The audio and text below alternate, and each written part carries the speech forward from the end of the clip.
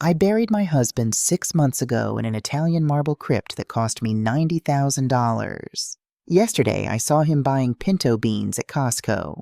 Let me say that again, because even now, standing in my kitchen at 4 in the morning with my hands wrapped around a cold cup of coffee, I can barely believe it myself.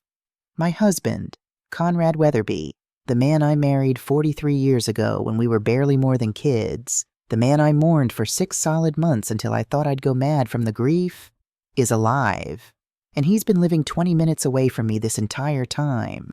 It happened on a Thursday afternoon. I'd gone to Costco because I needed olive oil and those rotisserie chickens they make. At 68 years old, I don't cook much anymore. What's the point when you're eating alone? But I still go through the motions, still make the grocery runs, still pretend that life goes on even when you feel like you died along with your spouse. I was in the canned goods aisle when I saw him. At first, it was just a feeling, that strange sensation you get when someone's watching you, or when something's not quite right but you can't put your finger on it. I looked up from the shelf of kidney beans, and there he was, about 30 feet away, studying a can of pinto beans like it was the most fascinating thing in the world. Same height, same build, same way of standing with his weight on his left foot. But it was his profile that stopped my heart. That nose, slightly crooked from a bar fight in his 20s he never liked talking about. The scar through his left eyebrow from when he fell off his motorcycle at 20. Conrad? The word came out as barely a whisper. My hands started shaking. The bottle of olive oil I was holding slipped from my fingers and shattered on the floor, golden liquid spreading across the white linoleum like blood at a crime scene. People turned to stare. I didn't care. Conrad. This time I screamed it, and my voice cracked with something between a sob and a laugh, because for one impossible, beautiful moment, I thought I'd lost my mind. I thought grief had finally broken me, and I was hallucinating in the middle of Costco, and maybe that was okay because at least I could see him again, even if it wasn't real. He turned. Those eyes, green with flecks of brown, met mine, and the world tilted sideways. It was him, every line on his face, every gray hair, the way his mouth quirked up slightly on the right side when he was uncomfortable. It was Conrad. I ran. At 68, with knees that creak and a hip that aches when it rains, I ran down that aisle like I was 20 years old again, like time had reversed and we were back at our wedding, and he was waiting for me at the end of the aisle with that smile that always made me feel like I was the only woman in the world. Conrad, oh my God, you're alive! I reached for him, my arms already extending for the embrace I'd dreamed about for 6 months, the embrace I'd ached for through endless dark nights and lonely mornings. He stepped back. I'm sorry, ma'am, he said, and even his voice, that gravelly baritone I'd heard every day for 43 years, was exactly the same. I think you're confusing me with someone else. The words hit me like a physical blow. I stumbled backward, my hand clutching at my chest because suddenly I couldn't breathe. No, I whispered. No, it's you. I know it's you. The scar, your nose, that birthmark on your neck. I pointed at his neck, where his collar was slightly open, revealing the small comma-shaped birthmark I'd kissed 1,000 times. Conrad, it's me, Elspira, your wife.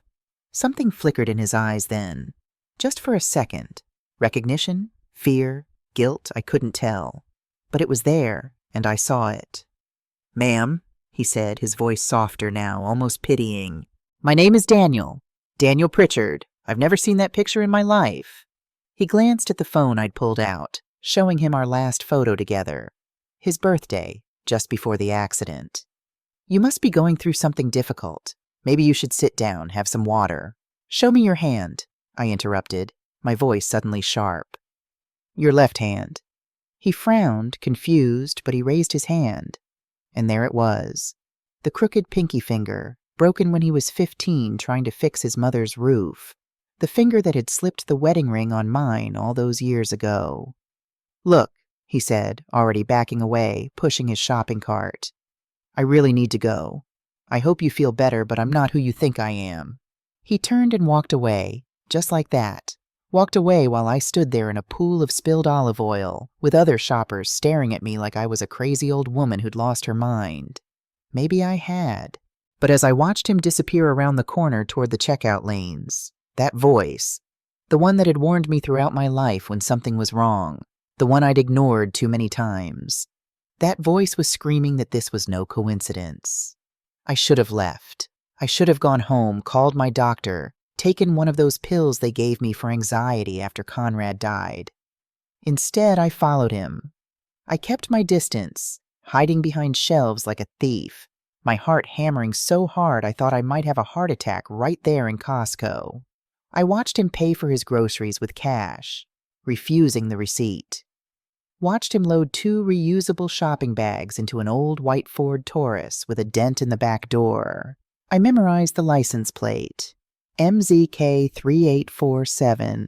My hands were shaking so badly I could barely get my key in the ignition of my Honda Civic, the car Conrad had bought me 2 years before he died, before the accident that took him from me, or so I'd thought. I followed that white Taurus through downtown Cedar Creek, past the neighborhood where we'd lived for the last 15 years, and out toward the west side of town, an area I rarely visited. Modest houses, small yards, nothing like the comfortable home Conrad and I had built together. He pulled into the driveway of a seafoam green house with white trim and a neat little garden out front, a picket fence, a porch swing, and then the front door opened. A woman appeared, younger than me, maybe early 50s, with dark hair pulled back in a ponytail. She smiled when she saw him. Not a friendly neighbor's smile, a wife's smile. She kissed him on the cheek and took one of the grocery bags from his hands. That's when 2 children came running out. A boy and a girl, maybe 8 and 10 years old, all gangly limbs and bright voices. "Grandpa, Grandpa, did you get the ice cream?" Grandpa. The word hit me like a slap.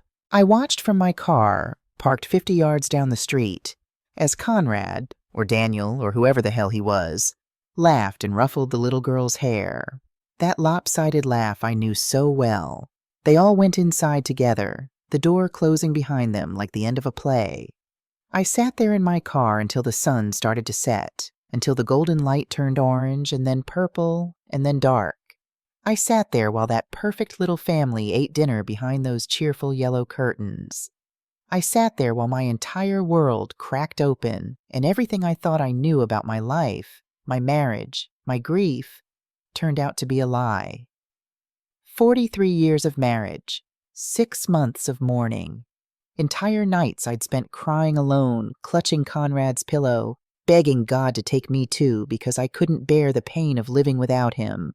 And he'd been here, alive, with another family, with grandchildren I never knew existed. I took out my phone with trembling hands and started taking pictures. The house, the car, the license plate. Half of them were blurry because I was shaking so badly, but I got a few clear ones. Evidence. Proof that I wasn't losing my mind. Finally, as darkness fell completely, I drove home. I don't remember the drive. I only remember parking in my garage and sitting in the dark, staring at the photos on my phone, comparing them to the old pictures of Conrad I'd been torturing myself with for months. Every detail matched. Every scar, every imperfection, every feature that made him uniquely him. Inside the house, our house, the one we'd bought together, the one that now felt like a mausoleum, I didn't turn on the lights. I went straight to the living room and sat in the dark, and that's when the question finally formed in my mind, sharp and cold as a blade. If Conrad is alive, who the hell did we bury? I didn't sleep that night. How could I? Instead, I sat at the kitchen table with every photo I had of Conrad spread out in front of me. Our wedding day, him 25 and skinny in that rented brown suit we couldn't afford to buy, me 22 in the simple white dress my mother had sewn. We were so young, so poor, so happy. Photos of our son Hugh's birthdays. Conrad hoisting him on his shoulders at the zoo. Conrad teaching him to ride a bike. Conrad at Hugh's high school graduation, his face split wide with pride.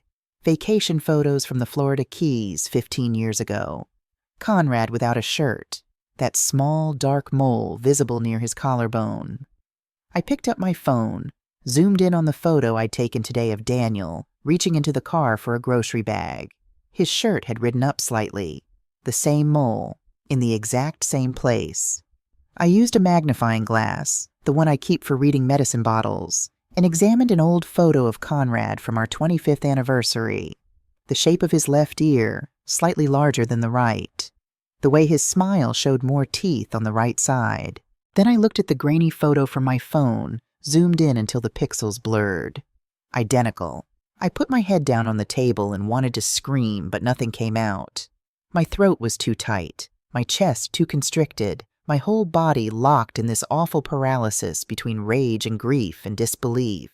The wall clock in the kitchen ticked past 4 a.m. Outside, the city was still sleeping. Inside, I was dying. Not the quick death I'd wished for in the first weeks after Conrad's funeral, when the pain was so acute I couldn't see how I'd survive it. This was slower. The death of everything I'd believed about my life, my marriage, the man I'd given 43 years to. Had any of it been real? When he kissed me goodbye before those business trips, 2-3 times a month, 4 or 5 days at a time, had he been going to her? To that seafoam green house with the woman who kissed his cheek and the grandchildren who called him Grandpa? How many of Hugh's birthdays had he missed because he was closing an important deal? How many anniversaries had been delayed because he was stuck in traffic or meeting with a supplier? I thought about our sex life, sparse in recent years, but I'd blamed that on age, on comfort, on the natural cooling that happens after decades together. Had he been saving his passion for her? The questions spiraled, each one cutting deeper than the last until I couldn't breathe through the pain of it. That's when I picked up my phone and called Hugh. He answered on the 5th ring, his voice thick with sleep. "Mom, it's 4 a.m. Did something happen? I need you to come over right now." "Now?" "Mom, I have a meeting at 9. Hugh!" My voice came out sharp, loaded with something my son rarely heard from me. Command, desperation. The authority of a mother who'd spent 40 years being gentle and accommodating and was done with both. "Come now. It's about your father." Silence on the other end. Long enough that I thought he'd hung up. Then, "Mom, we've talked about this. You need to see your therapist. This prolonged grief, it's not healthy. I saw your father yesterday."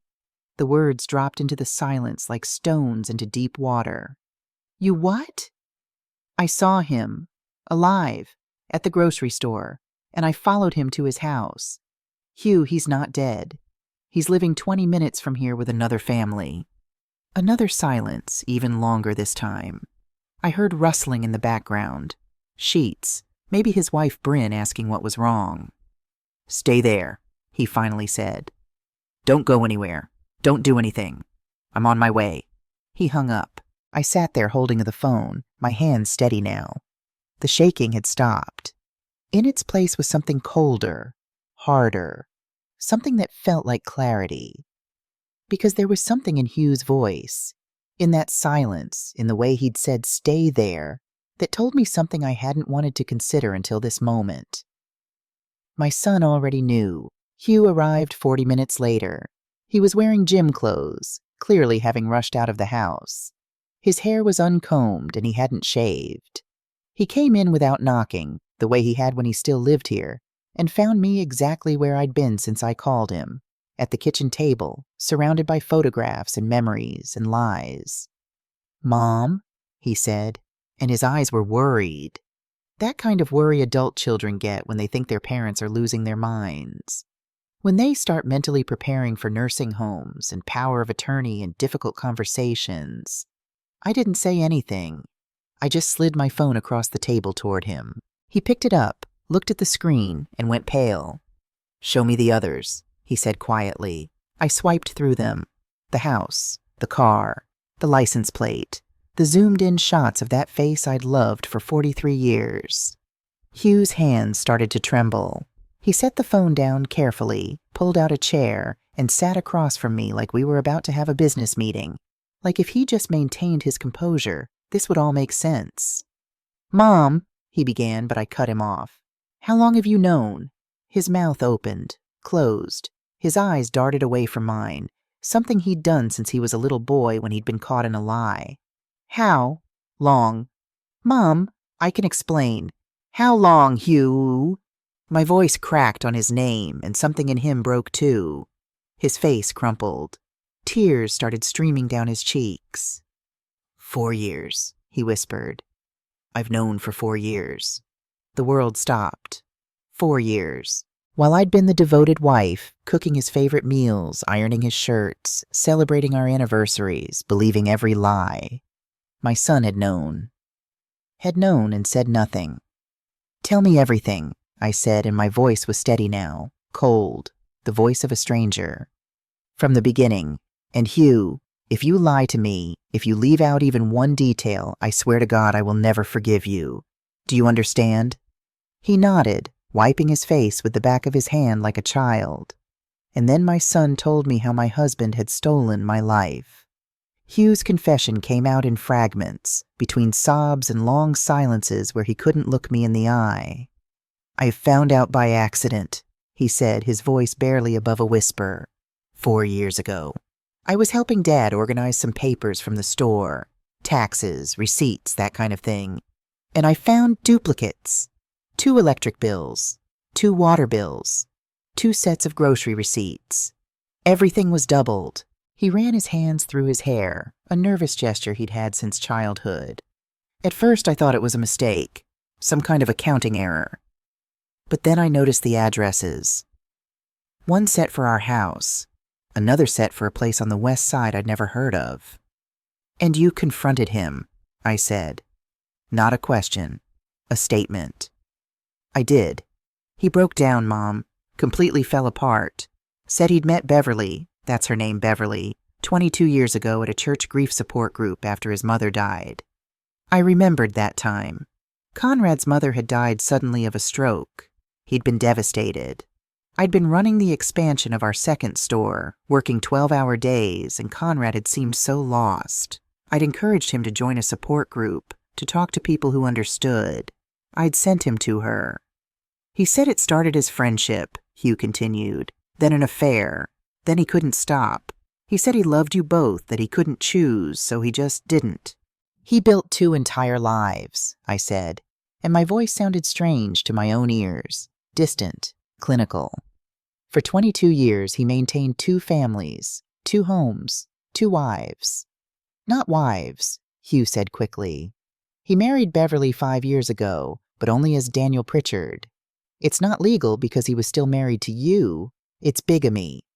Bigamy. The word hung in the air like smoke. And the death, I said. Tell me about how he died. Hugh's face went even paler. 7 months ago, Dad came to me with the plan. Said he couldn't live the double life anymore. Said he wanted to be with Beverly full time, to finally just be Daniel Pritchard and leave Conrad Weatherby behind. But divorce would cost him half of everything. More than that. Hugh's voice dropped. That's when I found the debts, Mom. $750,000 in back taxes, unpaid suppliers, loans I never knew about. Dad was a great salesman, but he was terrible with money. If you'd filed for divorce and taken half, there would have been nothing left. The stores would have gone under. Everything we'd built. Everything we'd built, I interrupted, my voice sharp. I was there too, Hugh. While your father was running the stores, who do you think raised you? Who gave up her career as a seamstress so he could work late? Who held this family together? He flinched. You're right. I know you're right.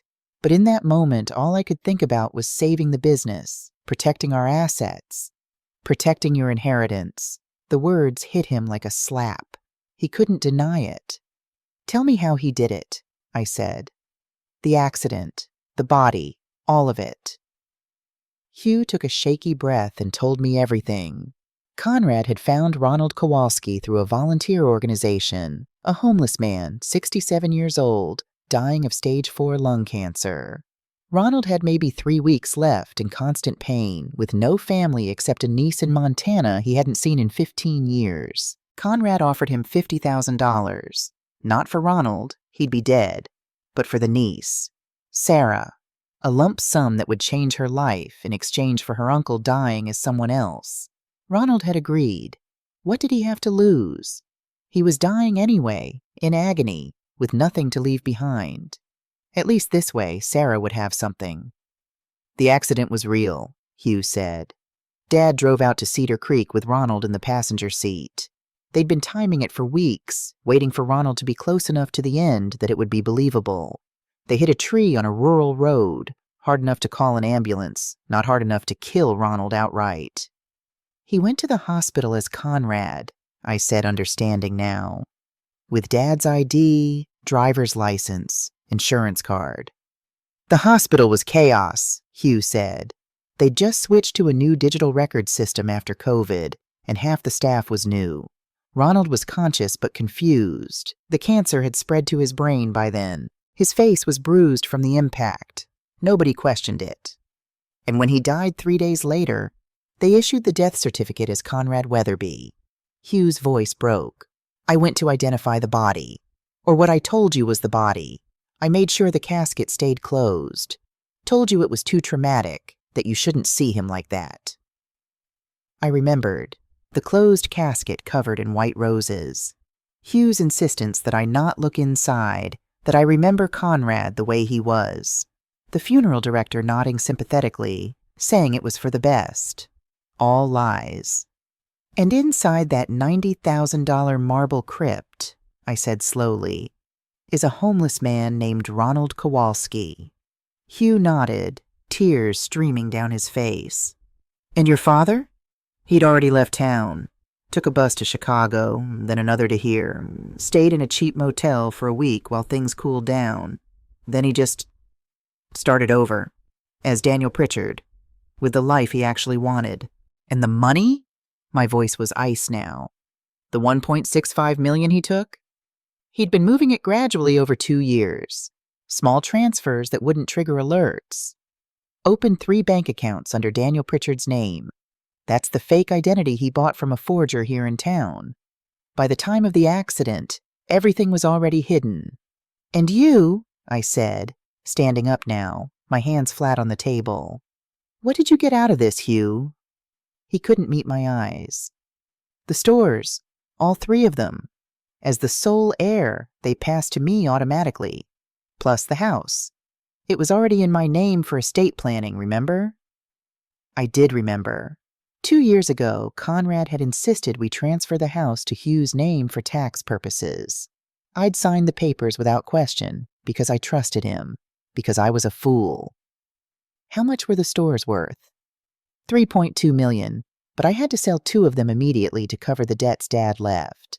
I kept the one on Main Avenue. The money from the sales, about $1.4 million, I invested it.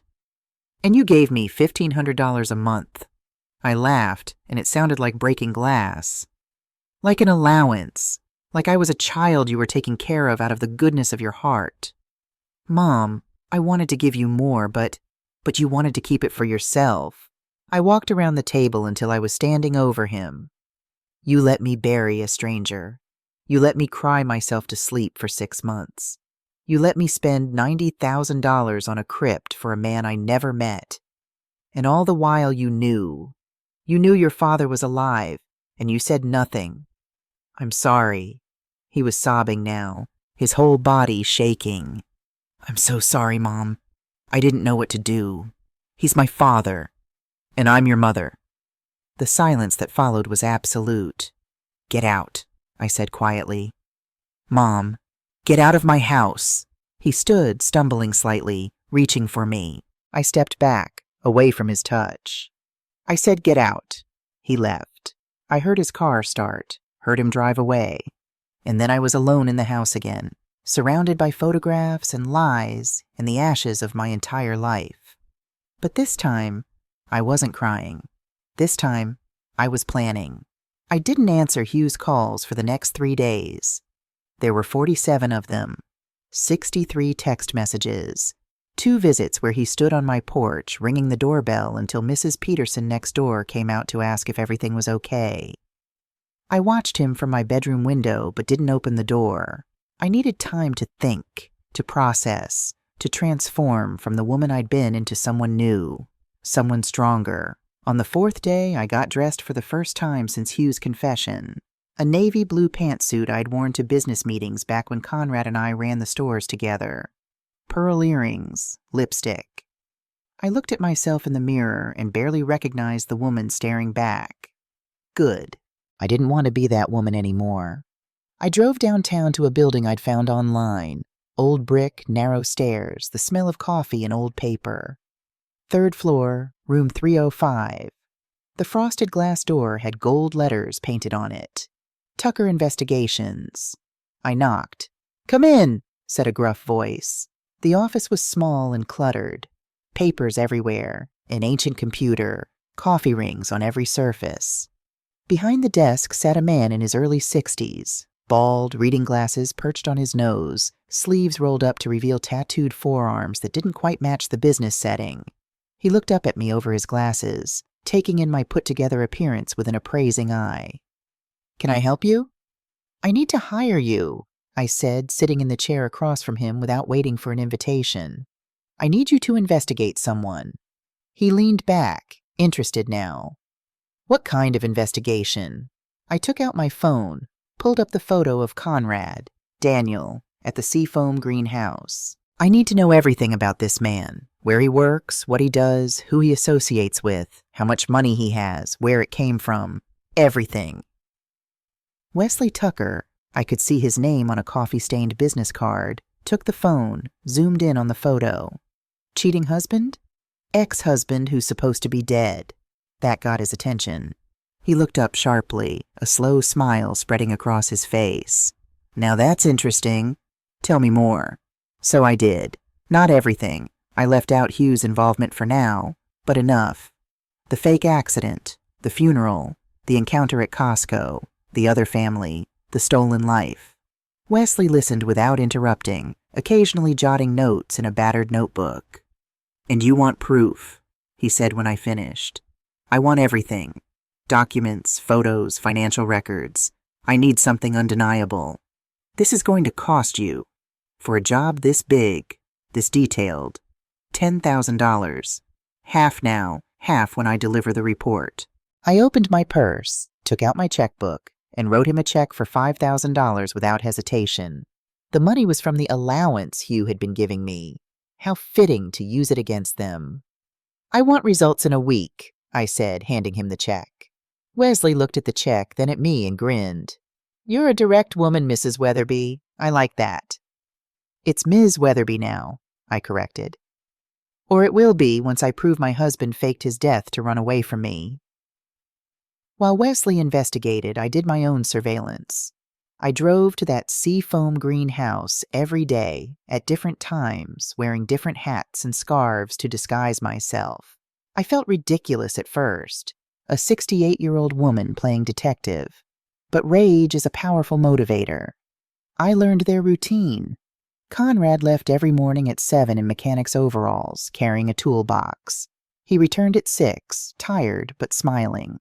On Saturdays, he played with the grandchildren in the yard, pushing them on swings, fixing their bikes, being the grandfather I dreamed he'd be with our own grandchildren. Except Hugh and Bryn had never had children. They'd tried for years, 3 miscarriages that had broken Hugh's heart. I'd comforted him through each one while Conrad was on business trips. How many of those trips had been to this house, to these grandchildren who weren't even his biological grandchildren, while his own son grieved? Beverly was a homemaker. She'd leave mid-morning for groceries, come back and cook, tend the garden.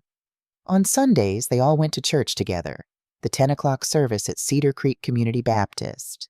They looked happy. They looked like everything I'd thought I had. And I hated them. Not Beverly, she didn't know, but Conrad, and the life he'd chosen over me. 1 week later, exactly as promised, Wesley called. "I have your report. Come get it." I was at his office in 15 minutes. The folder he handed me was thick, stuffed with papers and photographs. I opened it, and the first page was a copy of a birth certificate. Daniel Pritchard. Date of issue, 6 years ago. "It's fake," Wesley said, tapping the paper. "A good fake, but fake. The original Daniel Pritchard died as an infant in 1953. Your husband bought the identity from a forger here in town, Eddie Kovacs. Small-time criminal with a talent for documents. You found him? Found him and got him to talk. Eddie's been arrested twice, always makes deals. Gave me a signed affidavit admitting he created all the documents for Daniel Pritchard at the request of Conrad Weatherby.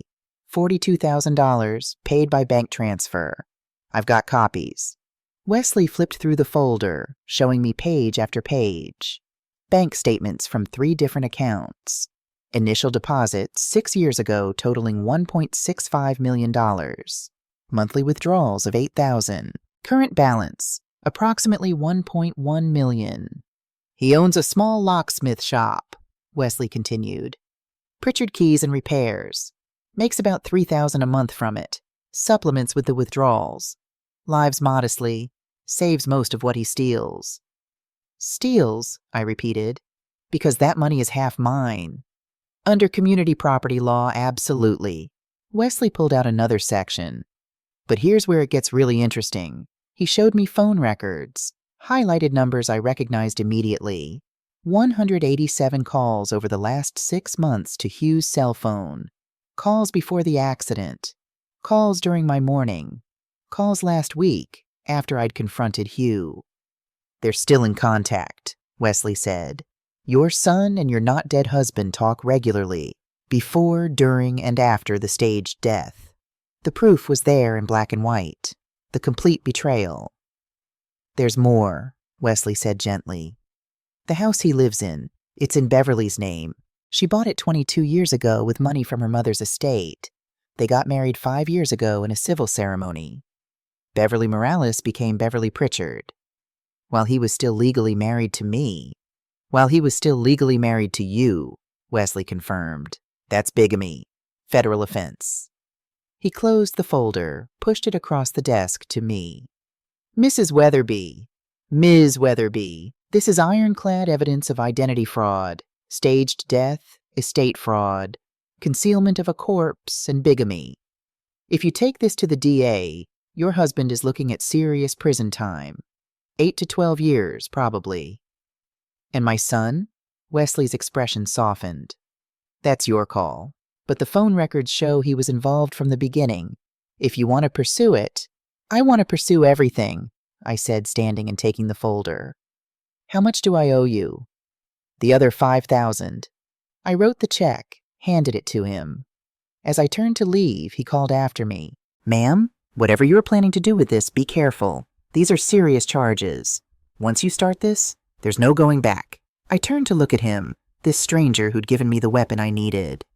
Mr. Tucker, I spent 6 months mourning a man who was having dinner with another family 20 minutes away. I buried $90,000 in an empty grave. There is no going back. There's only forward. The law offices of Thompson & Associates occupied the entire 10th floor of a downtown building. Glass, chrome, expensive art on the walls. The receptionist looked like she belonged in a fashion magazine. I'd like to see Ms. Thompson, I said. It's urgent. Do you have an appointment?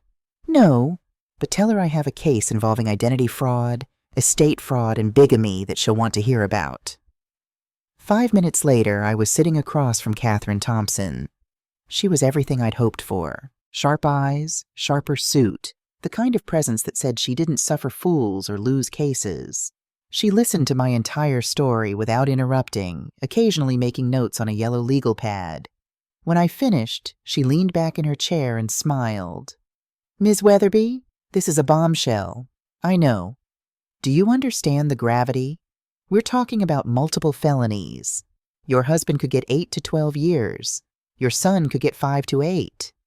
I understand perfectly. She studied me for a long moment. What do you want? I want every penny they stole. I want them prosecuted. I want justice. Catherine's smile widened. Then let's go to war. Catherine Thompson had a plan, and it was elegant in its simplicity. We need a recorded confession from Hugh, she said, pulling a small digital recorder from her desk drawer. Get him to repeat everything he told you, the whole story, the debts, the plan, the fake accident, his role in it. How? You're going to invite him to lunch. Tell him you want to reconcile, that you understand he was in a difficult position. Make him comfortable. Then naturally steer the conversation back to the subject. She held up the recorder. This will be in your purse. It's voice-activated and highly sensitive. It'll pick up everything. And while I'm at lunch? Catherine's smile was sharp. While you're at lunch, I'll be at his store with a search warrant, collecting every document that proves he forged your signature. We execute both operations simultaneously, then file everything with the DA on Monday morning. She leaned forward, her expression serious. Ms. Weatherby, once we do this, there's no going back. Your son will be arrested within 48 hours. Your husband will lose everything, his money, his freedom, his new identity. Are you absolutely sure? I thought about the 6 months I'd spent crying myself to sleep, the $90,000 spent on an empty grave, the way Hugh had looked at me across that kitchen table, knowing the truth and choosing to protect his inheritance instead of his mother. I'm not just sure, I said. I'm ready. I called Hugh that evening. He answered on the first ring. Mom, thank God. I've been so worried. Hugh, I interrupted, keeping my voice calm and measured. Can we talk? In person? Yes, of course. Do you want me to come over? No, let's meet for lunch tomorrow. The Terrace Grill. Noon. Silence. Then cautiously, you want to have lunch? In public? I've been thinking about everything you told me, about the position you were in, the choices you had to make. I think I need to understand better. Can you do that for me? Mom, I'll be there. I promise. Thank you. Thank you for giving me a chance to explain. Tomorrow at noon, I said, and hung up before my voice could betray me. The Terrace Grill was on the top floor of the Riverside Hotel, all windows and white tablecloths and a view of the entire city. I arrived 10 minutes early, wearing the pearl necklace Conrad had given me for our 30th anniversary. The irony wasn't lost on me. The digital recorder was in my purse, already on. Catherine had tested it that morning. It could pick up a whisper from across a table. Hugh arrived at 12:05, looking haggard. Unshaven, wrinkled shirt, eyes red-rimmed from lack of sleep.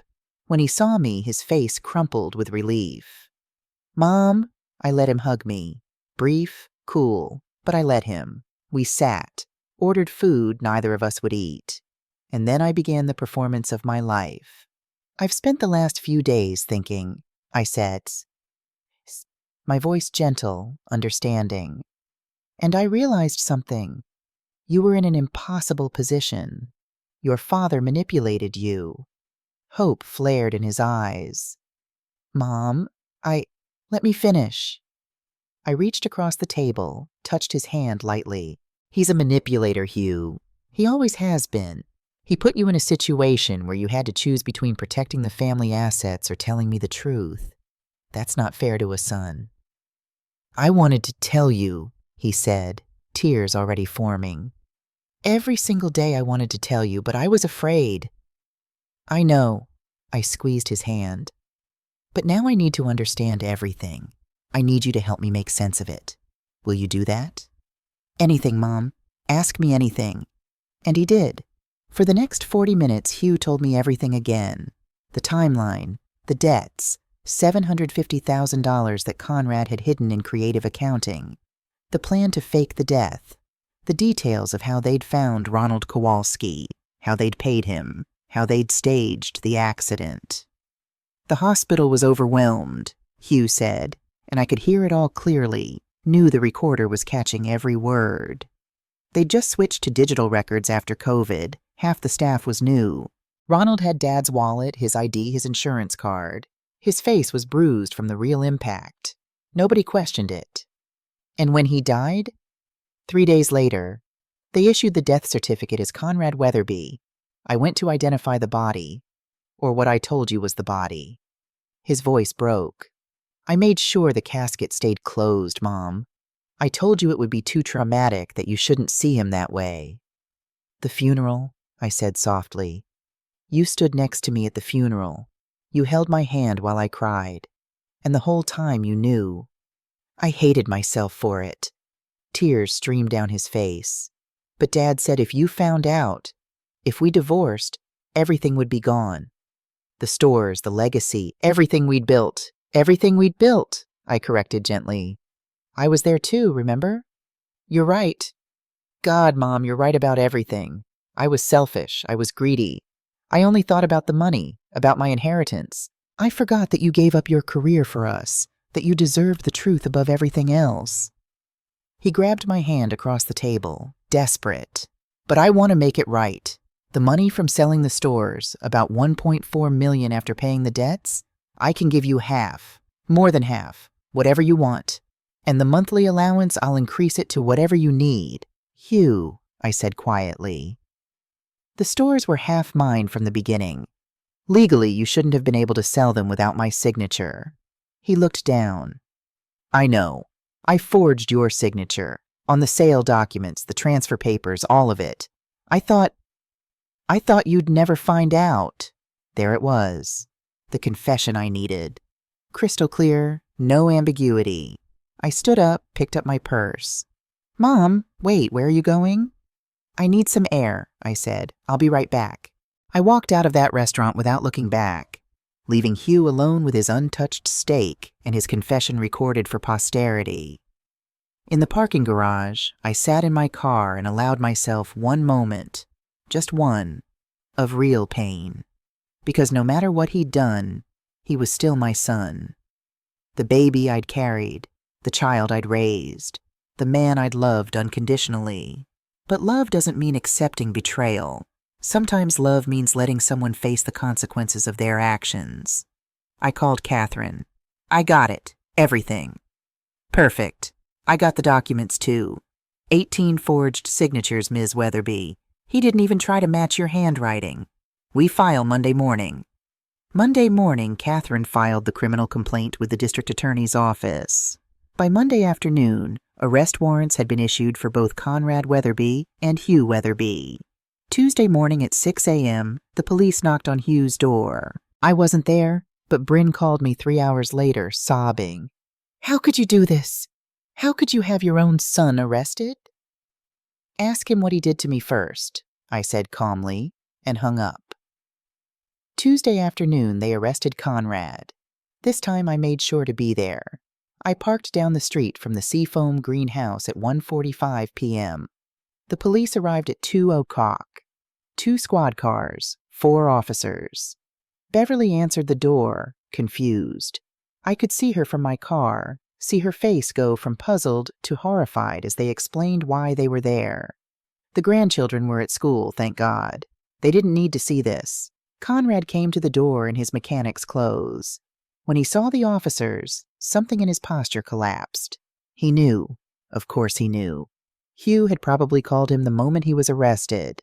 They cuffed him on his own front porch, read him his rights, led him to the squad car while Beverly stood in the doorway, crying, her whole world crumbling. I watched it all with dry eyes. Then I started my car and drove to that house. Parked right in front. Got out with an envelope in my hand, legal papers Catherine had prepared. Beverly saw me coming up the walk and stepped out onto the porch. Her face was blotchy from crying, her hands shaking. You, she said. You did this. He did this, I corrected, 22 years ago, when he decided to build a life on lies. I handed her the envelope.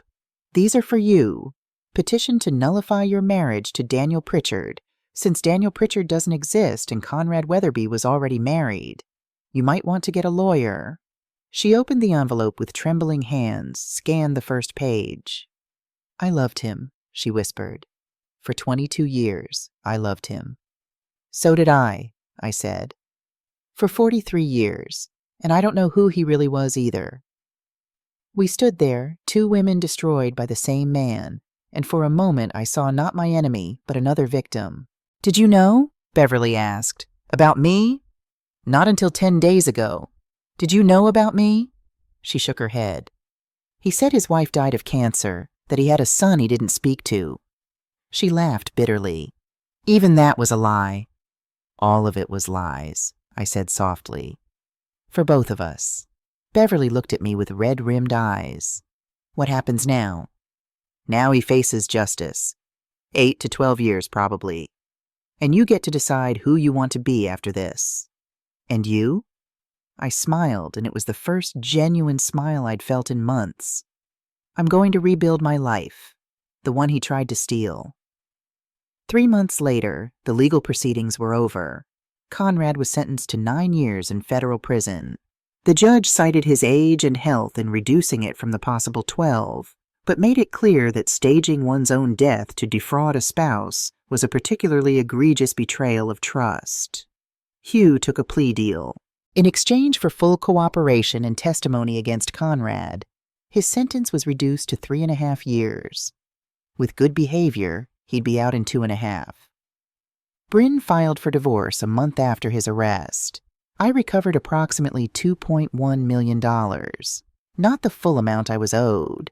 Legal fees ate $180,000, and some money Hugh had invested was gone. But enough.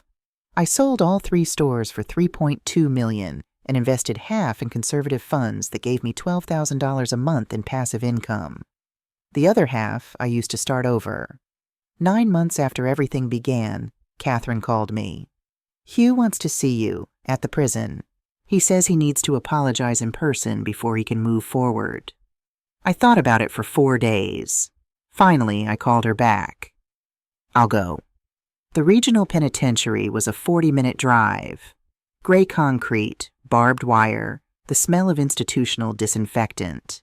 They led me to a small visiting room with a metal table and 2 chairs. Hugh came in wearing an orange jumpsuit that hung loose on his frame. He'd lost at least 30 pounds.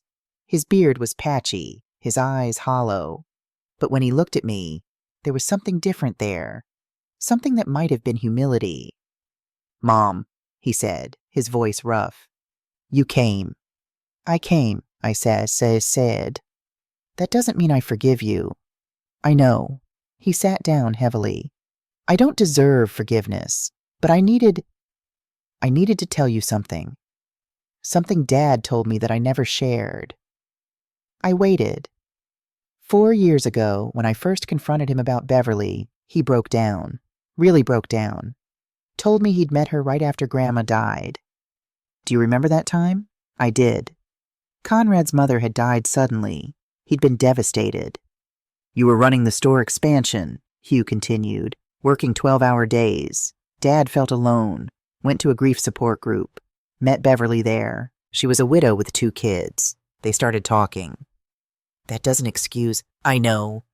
But Mom, he said he never meant for it to become this. It started as friendship, then an affair, then he couldn't stop. He said he loved you both, that he couldn't choose, so he just didn't." I sat back, processing this. All these years I'd been trying to understand how someone could do this. The answer was simpler and more pathetic than I'd imagined. He was weak, not evil, not a monster, just weak, selfish, and too cowardly to face the consequences of his choices. "That doesn't make it okay," I said. "No, but maybe it makes it human?"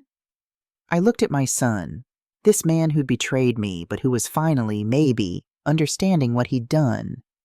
"Hugh," I said slowly, "when you get out of here, if you've really changed, if you've learned something, maybe we can build something new. Not what we had before. That's dead. But something honest." Hope flickered in his eyes. "Really?" "It'll take years. Years for you to earn back even a fraction of my trust. And you might never fully get it back, but I won't write you out of my life completely." He reached across the table. After a moment, I took his hand. Brief, cool, but real. "Use this time to become someone better," I said. "Not for me, for yourself." "I will. I promise." "Don't promise. Just do it." 2 years later, I'm standing in my studio downtown, a small space with good light and a vintage Singer sewing machine. I'm working on a wedding dress for a client's daughter, my hands steady with 40-plus years of practice. Hugh calls me every Sunday from Austin, where he moved after his release. He works at a furniture shop, dates a woman named Sarah, goes to therapy twice a week. Our relationship is careful, cautious, but honest. Conrad has 5 more years in prison. I visited him once, 6 months ago. He apologized. I listened. I left. I don't plan to go back. Beverly sold the Seafoam house and moved to Arizona to be near her daughter. She sent me one letter, Thank you for the truth, even though it destroyed everything I thought I knew. I never responded. Some wounds don't need words. The doorbell chimes. My 2 p.m. appointment, Mrs. Harrison picking up the dress I altered for her. Ms. Weatherby, she says, examining the work. This is beautiful. How long have you been sewing? My whole life, I answer. I stopped for many years to support my family, but I came back to it. It's never too late to start over, she says. No, I agree, smiling. It's not. After she leaves, I stand at the window, watching the city move below me. 70 years old, and for the first time in decades, I'm not someone's wife or someone's mother or someone's victim. I'm just Elspira. And that's enough. I learned that dignity is non-negotiable, that respect isn't something you beg for, that self-love is worth more than any marriage certificate or family tie built on lies. I learned that the best revenge isn't destroying the ones who hurt you. It's rebuilding yourself stronger, freer, more authentically you than ever before. 43 years of lies taught me one truth. It's never too late to choose yourself. And that choice, that simple choice to demand the respect I deserved, changed everything. The sun is setting through my studio windows, painting everything gold. Tomorrow I'll wake up, make coffee, and sew. Not because I have to, because I want to. Because this life, this honest, hard-won, fully mine life, is finally worth living.